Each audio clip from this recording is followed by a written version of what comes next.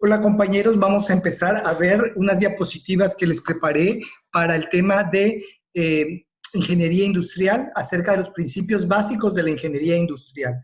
Vamos a empezar a ver acerca de alguna frase que quiero para que ustedes se piensen en eso. Dice que no basta haber estudiado ingeniería para ser un verdadero ingeniero. Hay que pensar y actuar como ingeniero sin olvidar el aspecto humano de las organizaciones.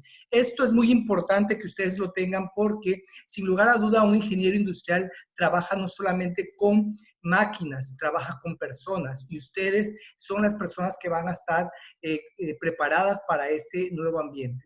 Bueno, vamos a ver una definición de ingeniería. La ingeniería es la profesión en la que los conocimientos de matemáticas y ciencias naturales obtenidos a través del estudio, la experiencia y la práctica se aplican con juicio para desarrollar diversas formas de utilizar de manera económica las fuerzas y los materiales de la naturaleza en beneficio de la humanidad.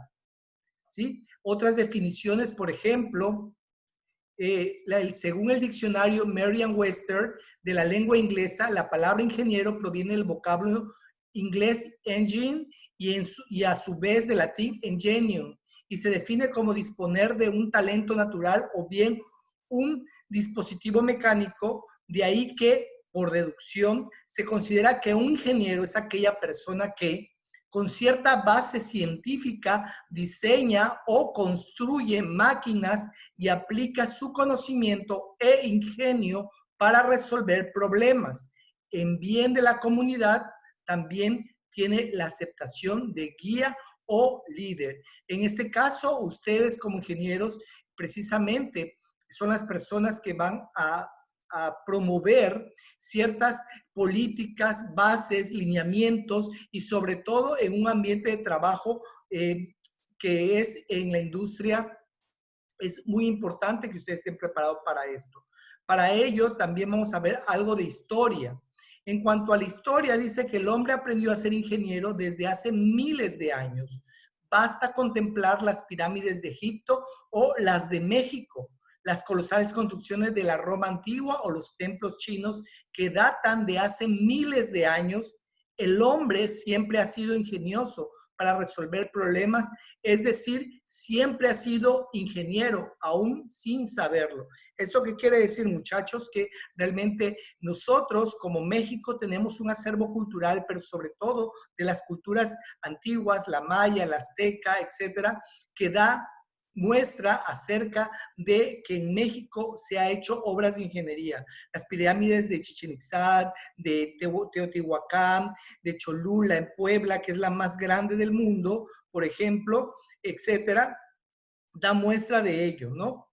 Algunos detalles, por ejemplo, en 1794 se fundó en Francia la École des Ponts d'Echusse, que es la escuela de puentes y pavimentos, que en tiempos modernos sería considerada una escuela de arquitectura, aunque por el tipo de obras que edificaron sería más propiamente dicho una escuela de ingenieros civiles. Y la Escuela de Puentes y Pavimentos francesa formó con bases y estudios científicos a los primeros ingenieros civiles, mecánicos, encargados de la construcción de todo tipo de puentes y carreteras. Se dice que algunos de los 21 puentes del río Sena en París fueron construidos por ingenieros egresados de aquella escuela, la cual influyó fuertemente en el desarrollo de la ingeniería civil del mundo entero. ¿Esto qué quiere decir? Muchachos, que los ingenieros realmente han dado muestras en cada una de las facetas de la historia. Por ejemplo, el estar en París, el ver las obras monumentales como la Torre Eiffel, nos muestra que la obra de ingenieril, en este caso de Auguste Eiffel, que fue el que fabricó esto para una exposición internacional, que posteriormente la Torre Eiffel iba a ser desarmada, pero como vieron la belleza y la magnificencia, la majestad de esta obra, la dejaron que se quedara. Y hoy por hoy, la Torre Eiffel es prácticamente el emblema de lo que es París, lo que es Francia. Yo creo que no podemos disasociar lo que es París con la Torre Eiffel. Bien, vamos a ver algo de la evolución. En la evolución, con la revolución industrial nació la industria como tal. Y con ello todos los problemas inherentes para hacerla funcionar cada vez mejor. David Hume, en 1711 a 1776, fue un científico inglés y sentó las bases para desarrollar lo que hoy se conoce como el método científico. Es decir, la aplicación de la racionalidad en todos intentos de creación de nuevos conceptos y objetos. Sí, aquí vemos, por ejemplo, parte de lo que fue la revolución industrial y con ello empieza el despliegue de la tecnología. La segunda revolución industrial se le conoce, empezó con dos hechos sin precedentes. La forma de administrar la industria textil de Brown y Slater, llamada administración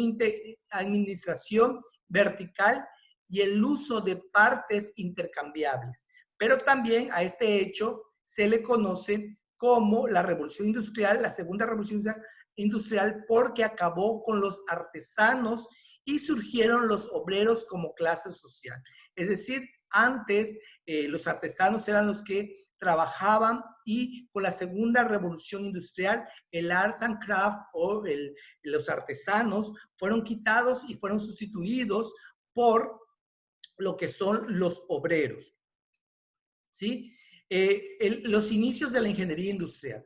Por ejemplo, imagínense el ambiente fabril de fines del siglo XIX en Estados Unidos de América. Casi todas las actividades que ocurren actualmente dentro de una industria en aquel tiempo no existían. Las industrias funcionaban gracias a algunos conocimientos científicos que se tenían sobre química, electricidad, metalurgia, mecánica, etc. El conocimiento de los plásticos era muy primitivo. Lo que sí había eran hombres emprendedores con extraordinario talento. Es decir, todo esto era realmente el boom de lo que es la era moderna. Pero sin embargo, vamos a ver ahora a 3 y 4 personajes que dieron huella de esta época. Vamos a empezar primero con Henry Fayol. Henry Fayol, en este punto hay que mencionar al francés Henry Fayol, ingeniero de minas, quien durante 19 años fue director general de una compañía minera. Fayol, a finales del siglo XIX, fue el primer ingeniero que creó los conceptos administrativos que permanecen vigentes hasta nuestros días. En 1916 escribió el libro clásico Administración Industrial y General, donde describe el proceso administrativo formado por planeación, dirección, administración y control. ¿Sí? Entonces, en este vemos aquí a Henry Fayol, que se le conoce como el padre del primer proceso administrativo. Henry Fayol, definitivamente, los conocimientos que él dejó hasta nuestros días siguen vigentes. ¿Por cuál la razón? Porque todos, incluso ustedes, van a ver una materia más adelante que se llama proceso administrativo y vamos a tocar precisamente cada una de las etapas del proceso administrativo. Vamos a tocar la fase mecánica y la fase dinámica. Vamos a tocar cada uno de lo que representa en una organización y cómo el proceso administrativo que Henry Fayol alrededor de finales del siglo XIX, es decir, como en 1915 aproximadamente, él realmente creó lo que es el proceso administrativo que hasta nuestros días está vigente. Sí, pero también vamos a ver a 3 grandes personajes en este caso. Los 3 grandes hombres que cambiaron el curso de la historia de los Estados Unidos de América y también del resto del mundo son Andrew Carnegie, Henry Ford y Frederick Taylor. Sus aportaciones y aplicaciones en la ingeniería son trascendentes básicamente por el instante histórico en que se originaron. Carnegie fue un excelente ingeniero y un gran administrador de la industria de acero. Es decir, Estados Unidos empieza ese boom y esos 3 gurús de lo que es la ingeniería empiezan a dar sus frutos. Carnegie con lo que es la industria del acero. Pero también vamos a ver a Henry Ford y a Frederick Taylor. Por su parte, Henry Ford se inició en el mundo de los negocios a finales del siglo XIX, cuando fundó su propia fábrica de autos. época en la que ya había una serie de conocimientos importantes para la producción masiva de la mayoría de los productos conocidos. Es decir, para Ford era importante la producción en serie. Con él empezó lo que fue la producción en serie de los autos. Él creía que cualquier persona podría tener un auto y por eso creó un auto tipo, un auto estándar. Y con él viene lo que es la estandarización, que muchas veces nosotros hemos visto que como seres humanos no somos estándares. Es decir, vamos a suponer, compramos el mismo modelo de carro, pero ya del gusto de un cliente a otro va a variar el color. Pero ya teniendo el carro, ya cada quien le va a hacer ciertas modificaciones. Hasta el peluche que ponen en el tablero o los arreglos que le pone cada quien para hacer su sello particular, eso nos hace diferentes. Otro punto sería, por ejemplo, los edificios, las casas. Por ejemplo, cuando se venden los fraccionamientos, hay una casa tipo. Y esa casa tipo se repite las veces que sea necesario. Pero con el paso de los años, uno vuelve a llegar a ese fraccionamiento y van a ver que las casas tipos ya no se parecen. Porque cada persona que compró la casa le hace ciertas modificaciones de acuerdo a sus gustos. Y finalmente vamos a ver a Frederick Taylor, es decir, el tercer hombre que más ha influido en los procesos industriales de manufactura de Estados Unidos de América y todo el mundo. Se le considera el padre de la ingeniería industrial y su aportación central fue llamada la administración científica, que por cierto poco tiene que ver con la administración pura. Es decir, a Frederick Taylor se le conoce como el padre de la administración científica. Él realmente él trabajaba en las fábricas y él vio, por ejemplo, midió los tiempos y movimientos en una fábrica, es decir, cuánto se llevaba de tiempo un obrero en hacer cierto producto y con base a ello él podía decir cuánto se iba a tardar para hacer un lote de X producto. Frederick Taylor, así como él,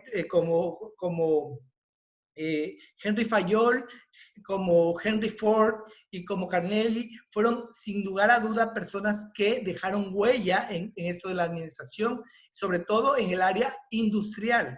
Pero aquí posteriormente, cuando nos volvamos a ver en otra materia, vamos a ver que también ellos dejaron a un lado lo que son las emociones del ser humano, porque ellos veían por la máquina, por los tiempos y los movimientos. Y es cuando inicia todavía Elton Mayo con el neumano relacionismo, pero eso lo vamos a dejar para después.